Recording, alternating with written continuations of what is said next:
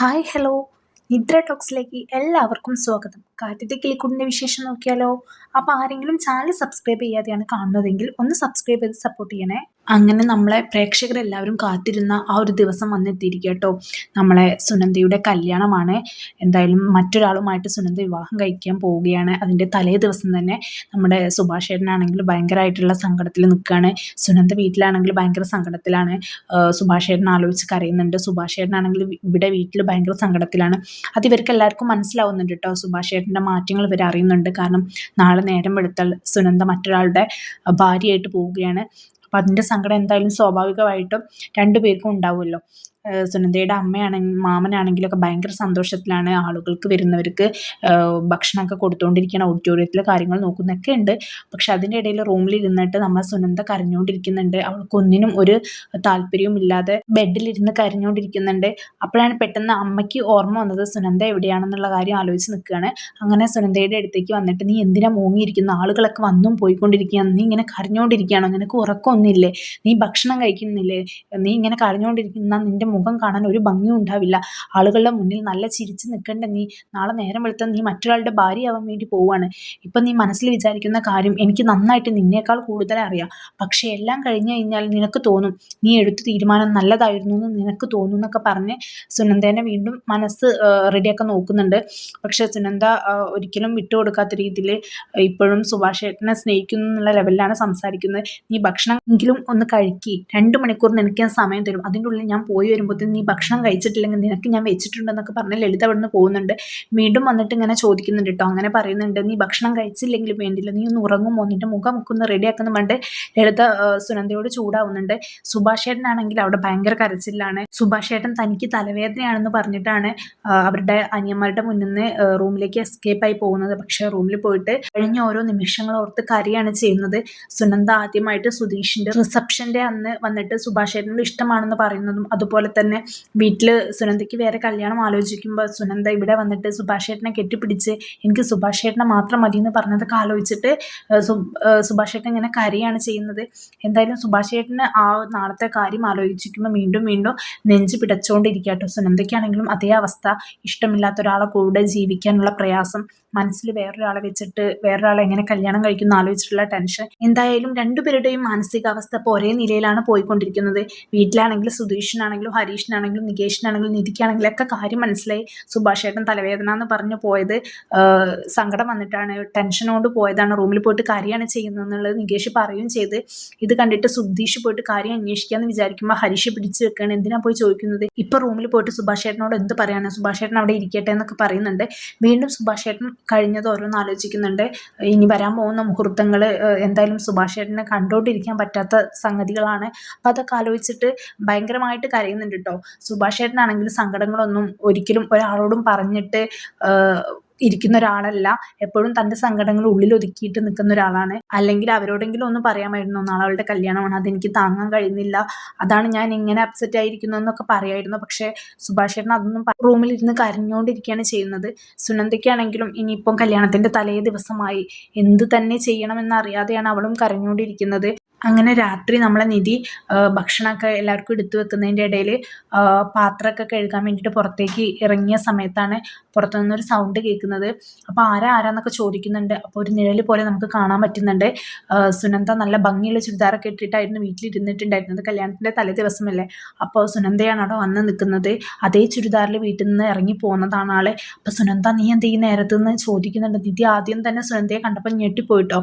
അങ്ങനെ അവളെ ഉള്ളിലേക്ക് കയറ്റി വാതിലൊക്കെ അടച്ചു, നീ എന്താ ഇവിടേക്ക് ഇപ്പോൾ വന്നതെന്നൊക്കെ ചോദിക്കുന്നുണ്ട്. അങ്ങനെ സുധീഷും ഹരീഷൊക്കെ സുനന്ദയെ കാണും. അവരെല്ലാവരും കണ്ണ് ഞെട്ടി നിൽക്കും. എനിക്ക് അവിടെ നിൽക്കണ്ട, എനിക്ക് സുഭാഷ് ഏട്ടനില്ലാതെ ജീവിക്കാൻ പറ്റില്ല എന്ന് ഉറക്കെ വിളിച്ച് പറയുന്നുണ്ട്. ഇത് കേട്ടിട്ട് ഭാസ്കരൻ വെച്ച ഉമ്മറത്തുനിന്ന് ഓടി വരുന്നുണ്ട്. ഇത് അവളുടെ സൗണ്ട് അല്ലേ എന്ന്. എന്നിട്ട് വന്നിട്ട് ചൂടാവുന്നുണ്ട്. നീ ഇപ്പോൾ എന്തിനാ ഇങ്ങോട്ട് ഇറങ്ങിപ്പോകുന്നത്? നിന്നെ വിശ്വസിക്കാൻ കൊള്ളില്ല. ഇപ്പോൾ നിന്റെ വാനരന്മാർ ഇവിടെ എത്തില്ലേ, നിന്നെ തിരഞ്ഞ് ഇങ്ങോട്ട് വരില്ല എന്നൊക്കെ പറഞ്ഞിട്ട് നന്നായിട്ട് സുനന്ദയോട് ദേഷ്യപ്പെടുന്നുണ്ട്. സുനന്ദയാണെങ്കിൽ കരഞ്ഞ് കേഴുന്നുണ്ട് കേട്ടോ. എന്നെ ഇവിടുന്ന് പറഞ്ഞയക്കില്ല ഭാസ്കരൻ അച്ഛാ, എനിക്ക് അവർ തീരുമാനിച്ച കല്യാണം ഇഷ്ടപ്പെട്ടില്ല, അതാണ് ഞാൻ ഇങ്ങോട്ട് ഇറങ്ങി പോകുന്നതെന്നൊക്കെ പറയുന്നുണ്ട്. ഇത് കേട്ടിട്ട് സുഭാഷ് ഏട്ടൻ അകത്തുനിന്ന് ഇറങ്ങി വരുന്നുണ്ട് കേട്ടോ, സുനന്ദയുടെ സൗണ്ടൊക്കെ കേട്ടിട്ട്. അങ്ങനെ സുഭാഷ് ഏട്ടൻ, സുനന്ദ നീ എന്ത് പണിയാണ് ചെയ്തത്, ഇപ്പോൾ എന്തിനാ ഇങ്ങോട്ട് ഇറങ്ങി പോകുന്നതെന്നൊക്കെ ചോദിക്കുന്നുണ്ട്. നേരെ ചെന്ന് സുഭാഷ് ഏട്ടനോട് കാര്യം പറയുന്നുണ്ട്. സുഭാഷ് ഏട്ടൻ, എനിക്ക് സുഭാഷ് ഏട്ടൻ ഇല്ലാതെ പറ്റില്ല, എനിക്ക് അവർ തീരുമാനിച്ച കല്യാണത്തിന് നിന്ന് കൊടുക്കാൻ പറ്റില്ല, എനിക്ക് അത്രയ്ക്ക് ഇഷ്ടമാണ് സുഭാഷ് ഏട്ടനെ എന്നൊക്കെ പറഞ്ഞ് ഭയങ്കരമായിട്ട് ഇമോഷണൽ ആവുന്നുണ്ട്. അപ്പോൾ സുധീഷ് ആണെങ്കിലും ഹരീഷ് ആണെങ്കിലൊക്കെ കുറച്ച് ചൂടായിട്ട് സംസാരിക്കുന്നുണ്ട്. നിങ്ങൾ എന്തിനാ ഇപ്പം ഇങ്ങോട്ട് ഇറങ്ങിപ്പോകുന്നത്, അന്ന് നിങ്ങൾക്ക് വേണ്ടി ഞങ്ങൾ അവിടെ ഒരുപാട് അമ്പലത്തിൽ കാത്തിരുന്നതല്ലേ, എന്നിട്ട് നിങ്ങൾ എന്ത് പണിയാണ് ചെയ്തത്, അതുപോലെ ഇനി ചെയ്യാൻ പറ്റില്ല എന്നൊക്കെ പറഞ്ഞിട്ട് അവരും ചൂടാവുന്നുണ്ട് കേട്ടോ. നിങ്ങൾ ഒരിക്കലും ഇതിനൊന്നും നിന്ന് തരില്ല, നിങ്ങൾക്ക് എന്തായാലും അച്ഛനും അമ്മയൊക്കെ കരഞ്ഞു കഴിഞ്ഞാൽ നിങ്ങൾ പോകുന്ന ഒരു ടൈപ്പാണ്, അതുകൊണ്ട് എന്തായാലും ഇതൊന്നും പറ്റില്ല എന്നൊക്കെ അവർ വിട്ടു തുറന്ന് പറയുന്നുണ്ട്. പക്ഷേ സുനന്ദ പറയുന്നത് അങ്ങനെയല്ല, ഞാനിപ്പോൾ വന്നത്, ഞാൻ എല്ലാം ഇട്ടെറിഞ്ഞ് വന്നതാണ്, ഇവിടുന്ന് പോവാൻ വേണ്ടി വന്നതല്ല എന്നൊക്കെ പറഞ്ഞിട്ട് സുഭാഷ് ചേട്ടനെ കെട്ടിപ്പിടിച്ച് കരയുന്നുണ്ട്. അപ്പം നിധിയൊക്കെ സംസാരിക്കുന്നുണ്ട് കേട്ടോ. നിധിയാണെങ്കിൽ പറയുന്നുണ്ട്, മോളെ നീ ഇപ്പം ചെയ്യുന്നത് ശരിയല്ല, നാളെ നിന്റെ നേരം പുലർന്നാൽ നീ മണ്ഡപത്തിൽ കയറേണ്ട പെണ്ണാണ്, നീ ഇപ്പം വെച്ച് ഇങ്ങനെയൊക്കെ ചെയ്യുന്നത് ശരിയാണോ സുനന്ദ, നീ ഒരുപാട് വൈകിപ്പോയി, ഇങ്ങനെ ഇപ്പോഴല്ല ചെയ്യേണ്ടിയിരുന്നതെന്നൊക്കെ പറയുന്നുണ്ട്. സുനന്ദയാണെങ്കിൽ ഞാൻ ഇപ്പോഴെങ്കിലും ഇറങ്ങി വന്നില്ല, എൻ്റെ അച്ഛനെയും അമ്മയും കുടുംബവും വീടും ഒക്കെ ഞാൻ ഉപേക്ഷിച്ച് സുഭാഷ് ചേട്ടൻ്റെ കൂടെ ജീവിക്കാൻ വന്നതാണ്, എന്നെ സുഭാഷ് ചേട്ടനെ കല്യാണം കഴിക്കണം, എനിക്ക് ഇവിടെ നിൽക്കണം എന്നൊക്കെ പറഞ്ഞിട്ട് ഭയങ്കരമായിട്ട് കരഞ്ഞ് കെട്ടിപ്പിടിക്കുന്നുണ്ട്. ഇത് കാണുമ്പോൾ ഭാസ്കരനച്ഛന് കലി വരിക കേട്ടോ. ഇവളിങ്ങനെ ചെയ്യുന്നത് കാണുമ്പോൾ നിന്നെയും നിന്റെ കുടുംബത്തെയും ഒന്നും വിശ്വസിക്കാൻ കൊള്ളില്ല, നിങ്ങളൊക്കെ ആളെ പൊട്ടന്മാരാക്കുന്ന ഐറ്റംസ് ആണെന്നൊക്കെ പറഞ്ഞിട്ട് ഭാസ്കരനച്ഛൻ നന്നായിട്ട് ചൂടാവുന്നുണ്ട് കേട്ടോ. പക്ഷെ വീണ്ടും വീണ്ടും സുനന്ദ പറഞ്ഞുകൊണ്ടിരിക്കുന്നത് ഇത് തന്നെയാണ്, എനിക്ക് സുഭാഷ് ഏട്ടനെ അത്രയ്ക്കും ഇഷ്ടമാണ്, സുഭാഷ് ഏട്ടനില്ലാതെ ഞാൻ ജീവിക്കില്ല.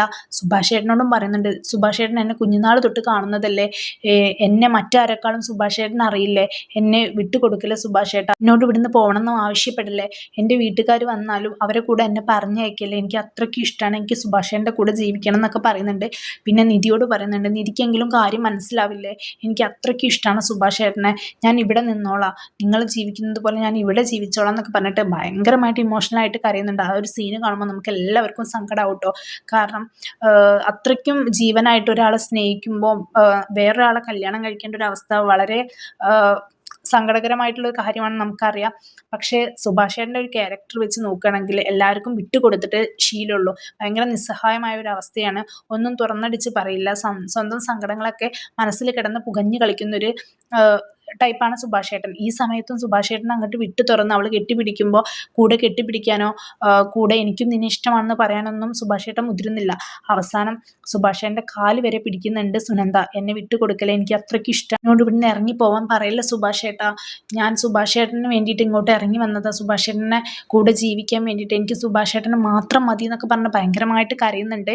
ഇതൊക്കെ കാണുമ്പോൾ ഭാസ്കരനച്ഛനും അതുപോലെ തന്നെ നിധിക്കൊക്കെ ഭയങ്കരമായിട്ട് ഷോക്ക് ആവുന്നുണ്ട് കേട്ടോ. ഭാസ്കരനച്ഛനാണെങ്കിൽ പറയുന്നുണ്ട്, ഇതിപ്പോൾ ഞാനാണോ കുടിച്ചത്, നീയാണോ കുടിച്ചിട്ട്, എന്താ ബോധമില്ലാതെ സംസാരിക്കുന്ന പോലെ എന്നൊക്കെ പറയുന്നുണ്ട്.